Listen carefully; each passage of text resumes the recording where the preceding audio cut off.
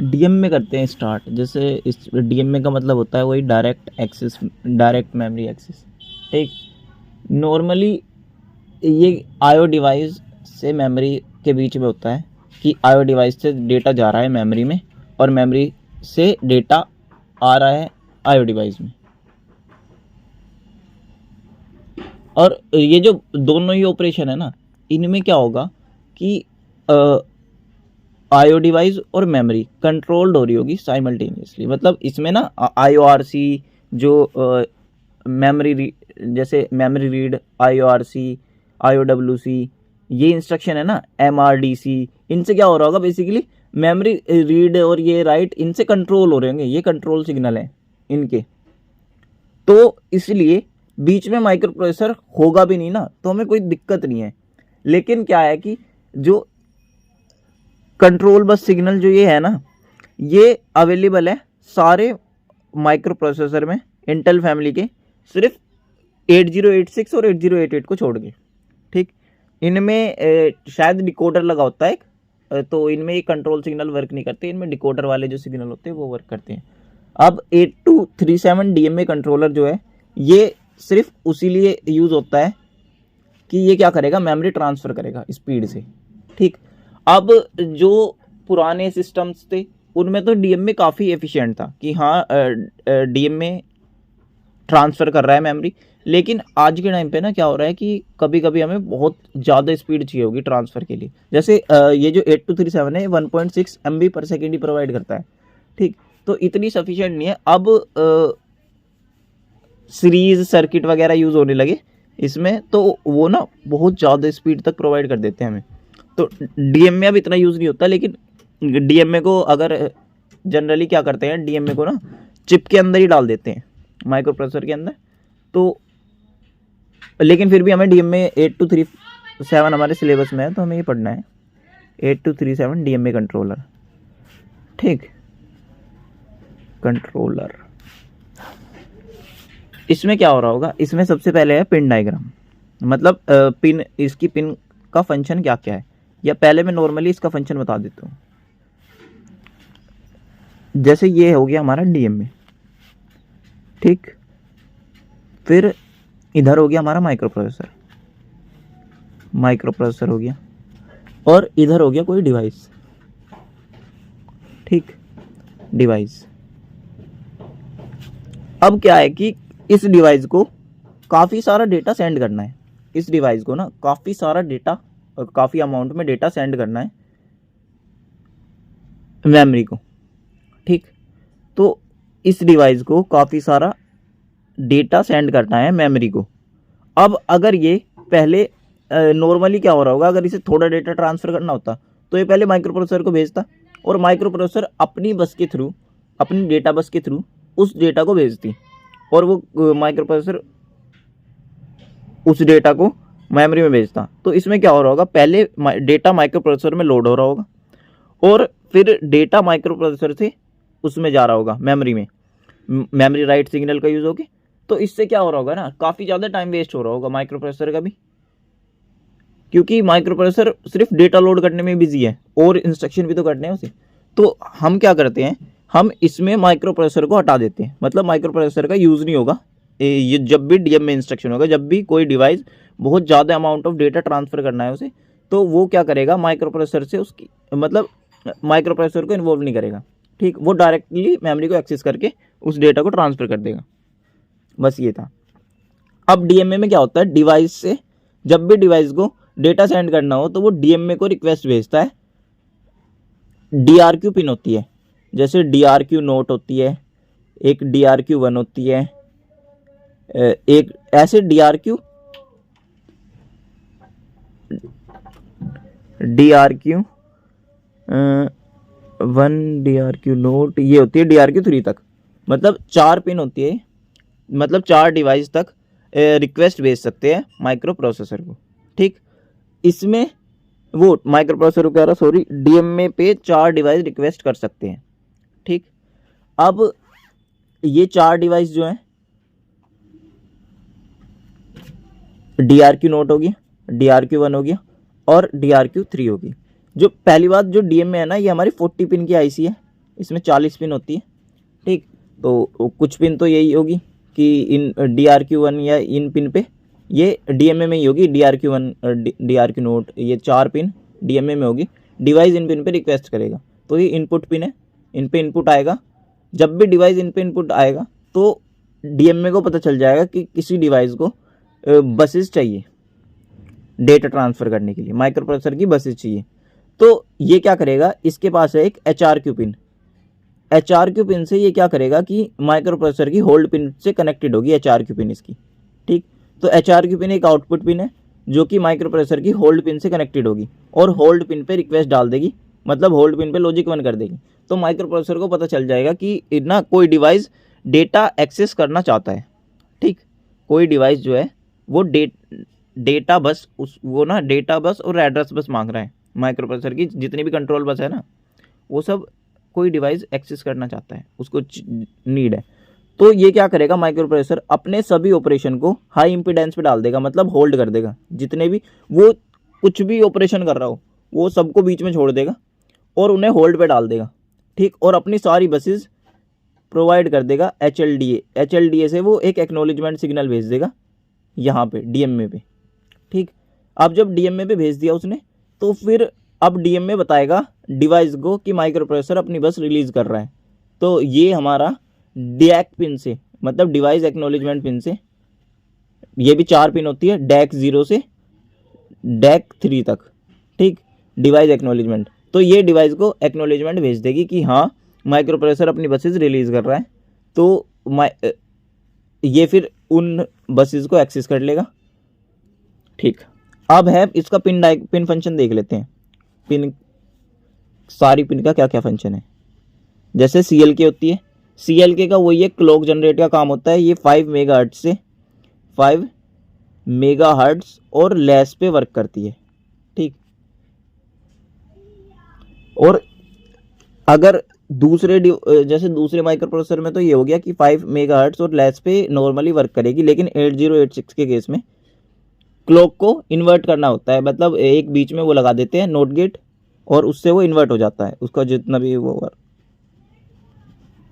Pulses होगी वो invert हो जाएगी ताकि प्रॉपर ऑपरेशन हो सके। इन्वर्टेड फॉर 8088 और 8086 में क्या होगा कि इन्वर्ट हो जाएगी फॉर प्रॉपर ऑपरेशन ऑफ 8237 के प्रॉपर ऑपरेशन के। फिर इसमें है एक चिप सेलेक्ट। चिप सेलेक्ट क्या है कि ये चिप सेलेक्ट होती है पिन। इसको अगर चिप सेलेक्ट पे लॉजिक 0 आया तो ये क्या करेगी, ऑन कर देगी 8237 को, मतलब 8237 IC को ऑन कर देगी ये। तो नॉर्मली जो है ना ये पिन क्या होती है, नॉर्मली वैसे तो चिप सेलेक्ट ऑन होनी चाहिए, ठीक, इस पे लॉजिक 0 आना चाहिए, लेकिन नॉर्मली ये कनेक्टेड होती है, नॉर्मली कनेक्टेड टू, आगे अगले पेज भी बना लेता हूँ, normally connected to output of decoder. मैंने बताया था ना इसमें डिकोडर होगा, आउटपुट ऑफ डिकोडर।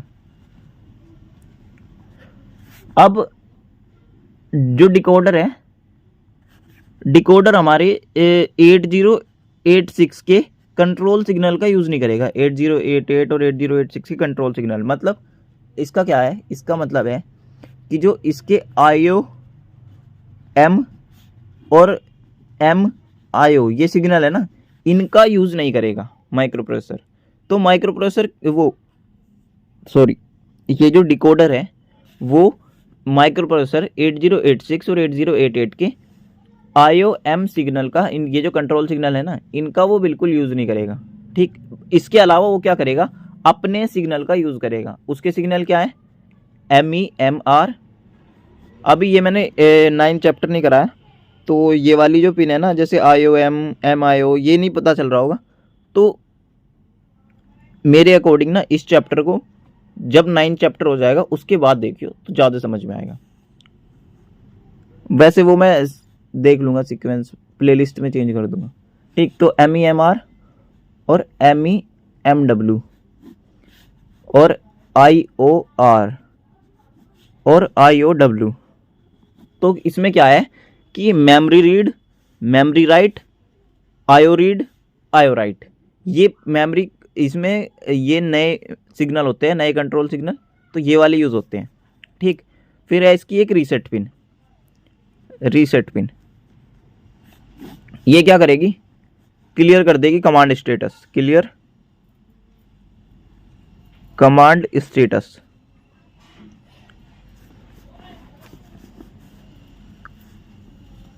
और रिक्वेस्ट, जितने भी रिक्वेस्ट होगी ना, एंड टेम्परेरी रजिस्टर, जितने भी टेम्परेरी रजिस्टर होंगे सबको क्लियर कर देगी। ठीक, फिर क्या है, it also clear the first last flip flop. अभी फर्स्ट लास्ट फ्लिप फ्लॉप क्या है, एफएल, वो अभी बाद में आगे देखेंगे, तो उसको भी क्लियर कर देगी। ठीक, और क्या करेगी, and set the mask register, set the mask register, register. अब फिर है रेडी पिन। तो जब भी रेडी पिन पे 0 लॉजिक आएगा, 8237 एंटर कर जाएगा वेट स्टेट में, 8237 to enter wait state. Wait state का मतलब है वो वेट करने लगेगा, बस वेट स्टेट में एंटर कर जाएगा जब तक कि, या तो ये जब आएगा कि ना बसेस हमारी अभी थोड़ी टाइम में मिलेगी, तो माइक्रो प्रोसेसर बसेस प्रोवाइड नहीं कर रहा, थोड़े टाइम में करेगा, तो उस केस में इस पे रेडी पिन पे लॉजिक 0 आया तो ये वेट स्टेट में एंटर कर जाएगा बस। HLDA क्या है, HLDA पिन का मैंने यूज़ बता ही दिया था कि होल्ड एक्नोलेजमेंट सिग्नल, कि जब भी हम होल्ड पिन पे HRQ पिन से रिक्वेस्ट डाल रहे थे तो एक होल्ड एक्नोलेजमेंट सिग्नल जाएगा माइक्रो प्रोसेसर की होल्ड पिन से, वो HLDA पिन से।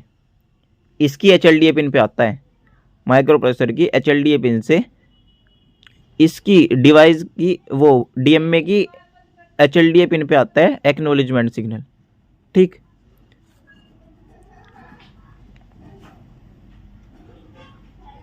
फिर है इसके बाद है हमारा DRE Q0 से DRE Q3, मतलब ये है डिवाइस रिक्वेस्ट। ठीक, तो डिवाइस रिक्वेस्ट 4 होती है, 4 डिवाइस रिक्वेस्ट कर सकते हैं, डीएम में रिक्वेस्ट इनपुट है, डीएम में रिक्वेस्ट इनपुट, इसका मैंने बता ही दिया already.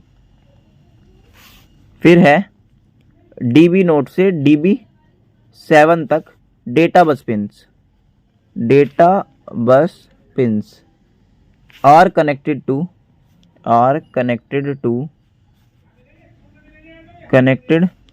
To micro processor data bus, micro processor की डेटा बस पिन से कनेक्टेड होती है।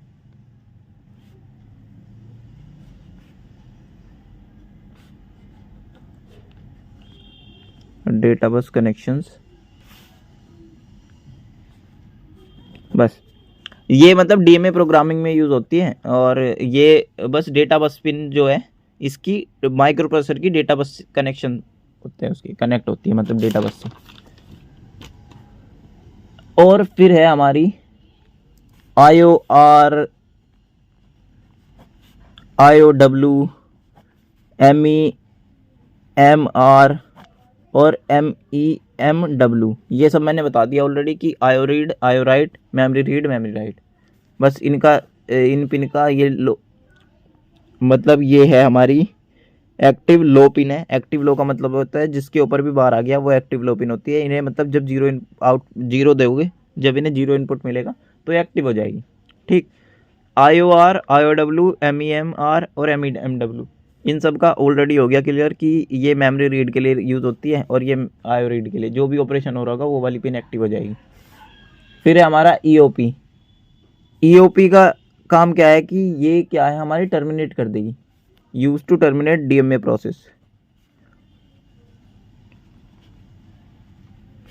DMA प्रोसेस को टर्मिनेट करने के लिए ये यूज़ होती है। ठीक, फिर है हमारा AO से A3 तक की पिन, ये क्या करती है, select internal register, select internal register. ठीक, इंटरनल रजिस्टर को सेलेक्ट करती है, और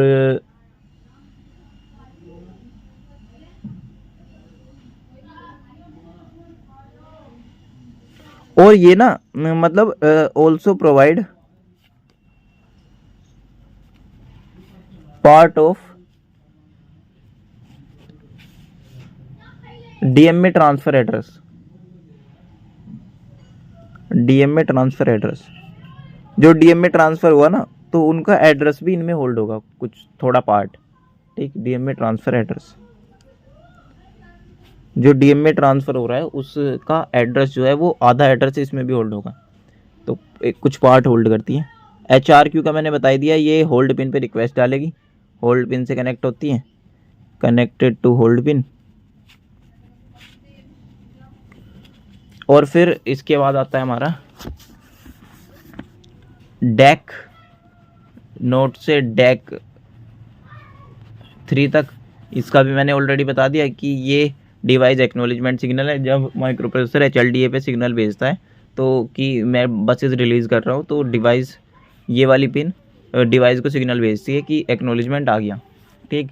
फिर है address enable pin, AEN, enable address latch connected to, तो जो DB नोट और DB7 से, जो DB7 पिन है ना उनके एड्रेस लैच को अनेबल कर देता है, enable address latch.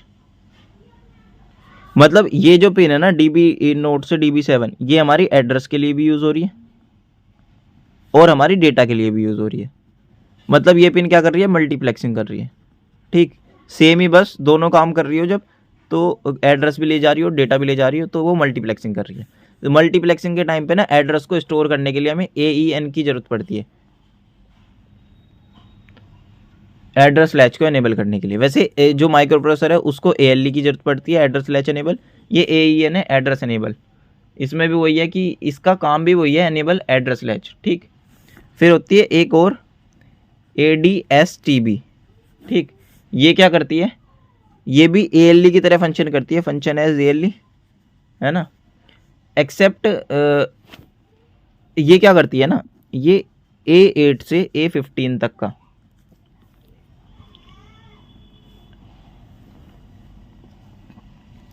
Address bit को लैच करती है। मतलब ये क्या करती है, एड्रेस बिट को लैच करती है, एड्रेस बिट को लैच करती है। लैच मतलब होता है कि फ्लिप फ्लॉप होता है लैच एक तरह का, और उसमें ना 8 बिट का होता है ये, उसमें स्टोर हो जाता है एड्रेस।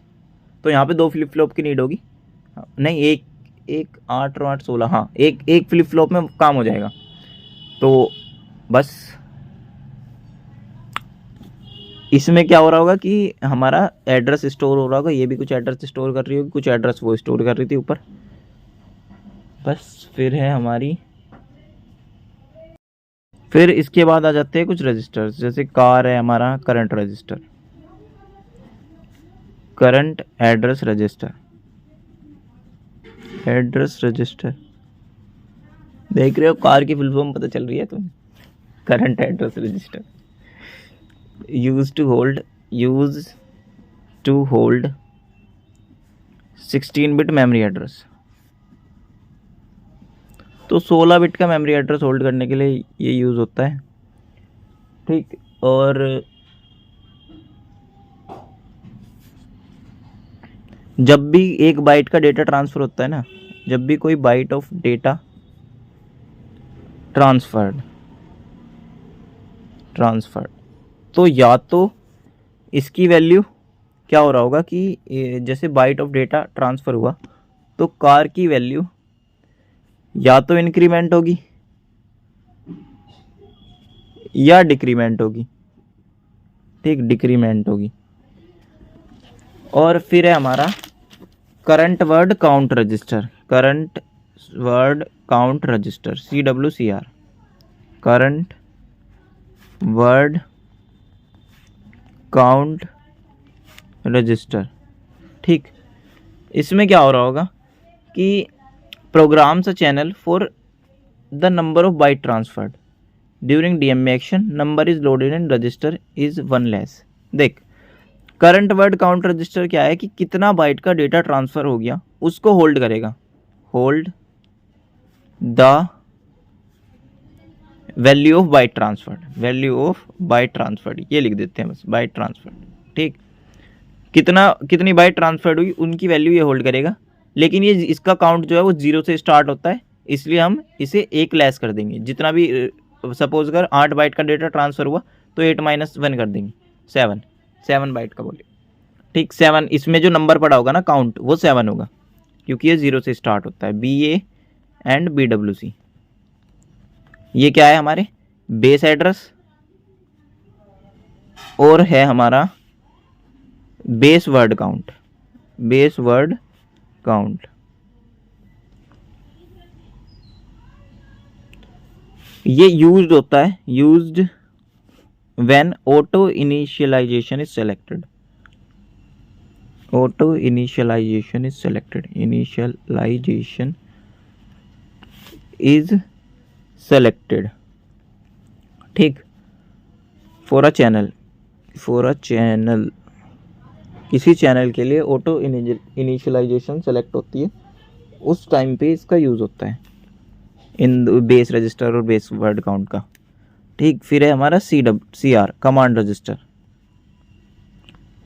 कमांड रजिस्टर क्या करता है, प्रोग्राम करता है ऑपरेशन, प्रोग्राम ऑपरेशन ऑफ 8237 के जितने ऑपरेशन है वो ये CR रजिस्टर करते हैं। अब इसके अंदर आते हैं, जैसे BR आ गया, bus request register, bus request register, ठीक।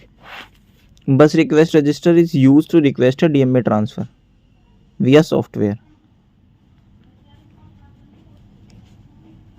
मतलब यहाँ से क्या होता है, बस रिक्वेस्ट रजिस्टर रिक्वेस्ट करता है, use to request a DMA transfer, कि DMA ट्रांसफर की रिक्वेस्ट डालते हैं किसी सॉफ्टवेयर के थ्रू। फिर है हमारा मास्क रजिस्टर। अब इसमें ना 2 रजिस्टर आ जाते हैं, जैसे एक है मास्क रजिस्टर, मास्क रजिस्टर जो है, मास्क रजिस्टर सेट रीसेट, ये है हमारा MRSR, ठीक, MRSR।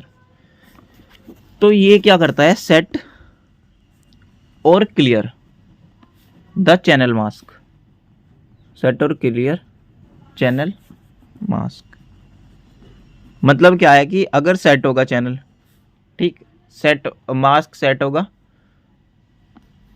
तो चैनल डिसेबल हो जाएगा। सेट अगर मास्क सेट होगा तो चैनल डिसेबल हो जाएगा, फिर मतलब उस चैनल के थ्रू कोई भी ट्रांसफ़र नहीं होगा, चैनल डिसेबल्ड हो जाएगा, ठीक। और अगर मास्क रीसेट होगा, मतलब मास्क क्लियर हो जाएगा, तो चैनल अनेबल हो जाएगा, अनेबल हो जाएगा, ठीक। फिर है हमारा MSR। MSR क्या करता है, मास्क रजिस्टर, ये हमारा सभी चैनल को एक साथ ही वो कर देगा मास्क, क्लियर और सेट, क्लियर और सेट ऑल द मास्क, जितने भी मास्क है सबको क्लियर और सेट कर देगा ऑल द मास्क।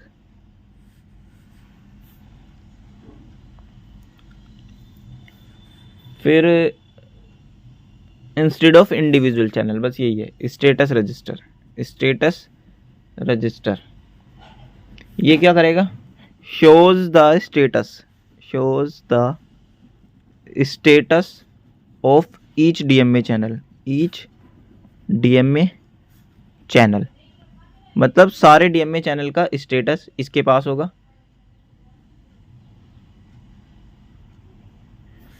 और जो इसमें एक होगी TC बिट, TC बिट क्या इंडिकेट करेगी, indicate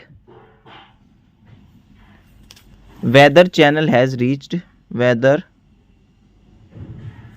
channel has reached, channel has reached its terminal count.